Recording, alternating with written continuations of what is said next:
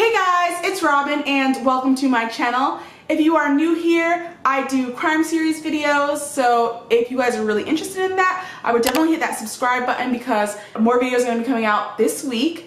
And yeah, today is actually going to be a different kind of video because I'm doing a case update rather than going over a case. Basically what I did is I went back to all the videos I did before and I did some research to see if there were case updates on any of them. And while there weren't a lot of case updates, there were some really big ones in two cases that I'm going to go over today. So there's two cases that I'm going to be talking about, and the first one is going to be the Springfield 3, and the second one is going to be about Tristan Baudet. Baudet?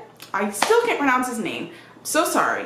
But yes, it's going to be about those two cases, and let's just jump right in. Okay, so the first case we're going to be talking about that has a case update is the Springfield 3. Now this case was super strange. I'm going to link it down below or in this video somewhere, especially if you've never even heard of the case or ever even heard anything about the case or any of the details. I would definitely go watch the video before you watch this. I'm going to give you guys a quick rundown just in case you're too lazy to go watch the videos. It's very important that you guys actually know details about the case, and you know, if you have already heard about the case, maybe you just need a refresher. So basically, two girls, Susie Streeter and Stacy McCall, they had graduated from high school, and you know, this was in Springfield, Missouri back in 1992, so this was a while ago.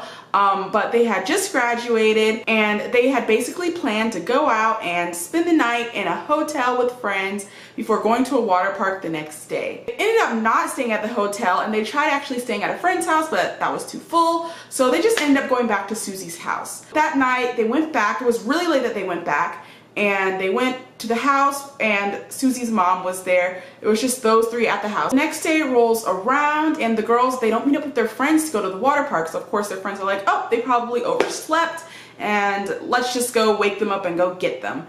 And so their friends go to the house and they find that all the cars are in the driveway. The only thing that's really amiss outside of the house is that the porch light's broken. And so, you know, they clean that up, which was really unfortunate actually, but they end up cleaning up the light. They go inside, they see all the girls' belongings are there. Everything is like in its place, but the girls are just nowhere to be found. And so while they're there, they actually get a call, and it's like a strange call. Basically the friend answers and she's like creeped out, so she hangs up, and that's pretty much the gist of everything. Like, nothing really is amiss. Then the mom of Stacy comes over and she ends up, you know, listening to a voicemail and deleting it, which also could have pertained to the case. So long story short, basically these women go missing. These three women go missing: Stacy, Susie, and her mom Cheryl. And they are not found, and lots of the evidence that could have possibly helped paint a picture or helped locate them was destroyed by their friends, and it just didn't make for a great case, and they're still missing. It's still an unsolved case to this day. They have no idea what happened to these girls. So fast forward to today. Basically in the video that I had made, I talked about Bart Streeter, who was the sibling to Susie Streeter and, you know, the son to Cheryl Levette. But he basically was kind of a suspect actually, because he had issues with the family and he had moved away, but literally like I think a year before they disappeared, he came back into town pretty much. And so he was a suspect for a while, but he was cleared. But this update revolves directly around him. So what happened was he was arrested recently, and for a very, very strange reason. So he goes into a nail salon, and there's a 15-year-old girl in that nail salon. I assume she's getting her nails done, you know, just enjoying her day. I'm guessing maybe she didn't have her parents with her, but he goes in and he says like, oh, I'm here to pick up my granddaughter, and you know, he points out this 15-year-old girl, and this girl has no idea who he is. This is not his real granddaughter. So basically he's, you know, trying to get this young girl, this 15-year-old girl, to come with him, but she keeps on saying like, no, that's not my grandfather, I have no idea who he is, you know, like basically like really scared. This strange man's trying to get her to go with him, and so they end up getting him to leave, and after he leaves the nail salon, she was so freaked out by this that she immediately locks the door and she calls the police. And so he ends up getting arrested.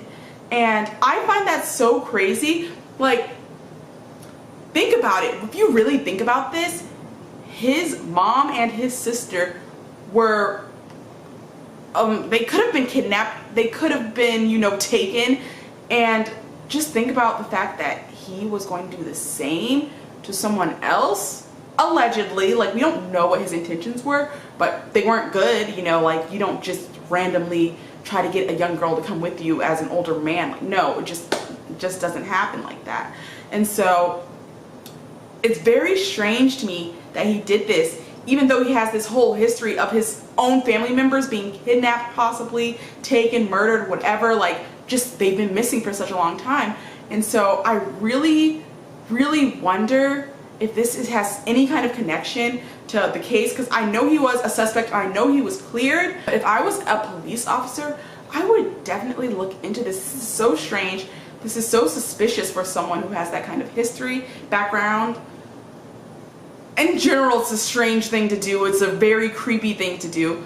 But specifically him, who was a suspect in a missing persons case, to attempt something so boldly in front of so many people, just something's not right about him. A lot of the time, I try to rationalize why a person would do such horrendous things or something so crazy, but I realize if someone has an issue, if someone is a serial killer, a murderer, a kidnapper, a rapist, they do not have the same mindset as a normal person. And so that kind of leads me to believe that the police should just look back into him.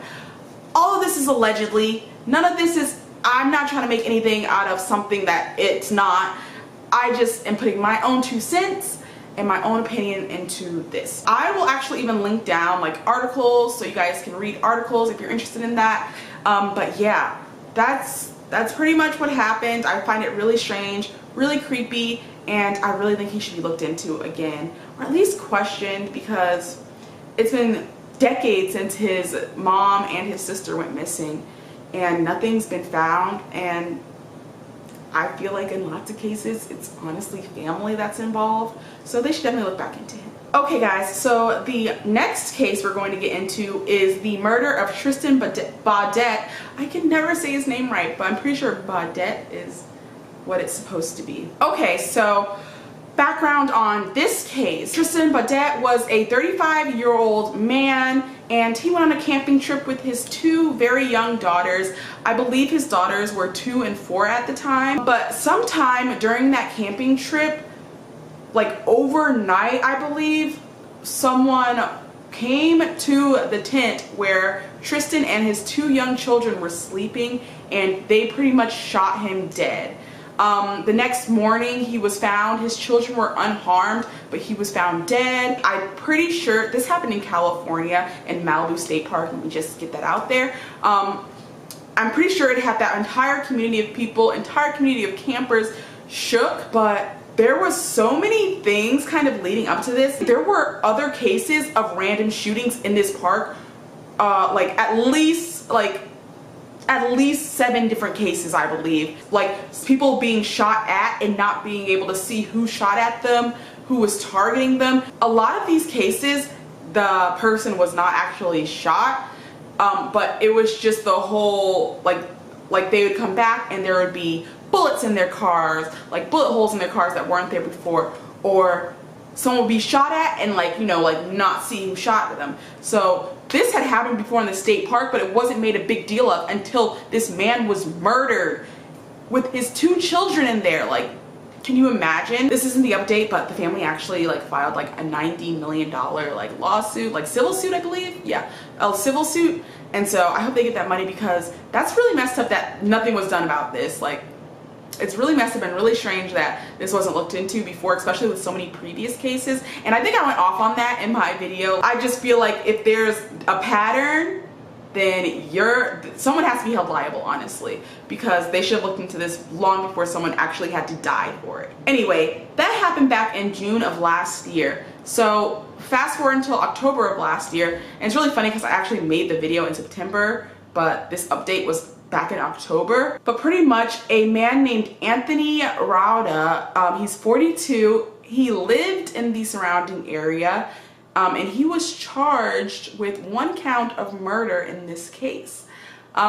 So basically they're saying that he's the one who killed this man in front of his children. So this man that's in custody right now, he's described as a survivalist. He literally lives outside, he lives in the outdoors, and he has a history of committing burglary. And he doesn't steal like normal things, he'll steal like food or just, you know, things to survive outside. And so basically he's, you know, on parole, and he gets caught stealing from a house. And with him, when he's caught, they find that he has a rifle. And so, you know, they kind of like, maybe we should put 2 and 2 together and see if this guy possibly has any connection with the shootings that's been happening and the murder that just recently happened. So, you know, originally he's taken in on these burglary charges, but then they take the rifle and they do some forensic evidence, and they find out that the bullets in the rifle actually match the ones found on the scene of several crimes. So not only for the shooting that just happened, but several ones that happened in the past. So not only is he charged with the murder, but he's being charged with several attempted murders. So I think that's freaking awesome. I wonder what's gonna come of this case, because honestly, he could say like, oh, I just found this rifle, like it doesn't belong to me. I really actually should have looked into this before I made this video, but I wonder if he was the one who bought this gun, or if he possibly could have found it. I mean, he's a survivalist, he lives outside. If someone leaves a gun around, he probably would have just taken it and been like, oh, I could use this to protect myself, I could use this to rob people, you know, that kind of thing. So now I'm interested. I'm gonna look a little bit more into this, because I actually just thought of that, like maybe he could have found that. Like that could be a defense for him. Like you would have to have really, really bad luck to pick up a gun that's implicated in shootings that spanned over like 2 years. Like that would really suck, you know? I really think it's him, and I really want to see where this case goes. If anything really interesting happens and like there's some kind of turn of events and it's not him, I'll probably do another update video on this. But yes, that's really all I have for that case. I'll link down below if I find out something really interesting about like who purchased the gun or whose name is actually under the gun, or even if that information is available to the public. I have no idea. But yeah, that's really all the updates that I have for today. Tell me guys what you think about these updates. If I missed something, if I've done a case and you guys know that there's an update for it, tell me about it, because I want to know. I'm just going to end the video right here. Thank you guys so much for watching, and as always, I'll see you guys next time. Don't forget to hit that subscribe button, give this video a thumbs up, and bye.